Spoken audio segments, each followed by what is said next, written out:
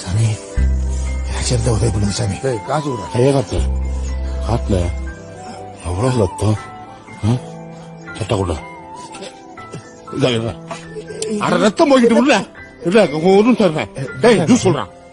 ஒண்ணு இல்ல கொண்டடா குண்ட குடிட குடிட ஒரு ரூபாய் குண்ட குண்ட ஒரு ரூபாய் குண்ட என்னை உன் தம்பி மாதிரி நினைச்சு குண்ட குடி.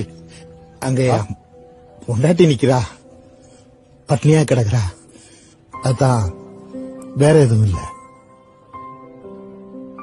இது குடிங்கக்கா.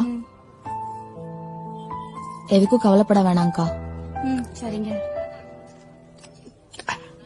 போதுமானே இன்னொன்னு சொல்லவா?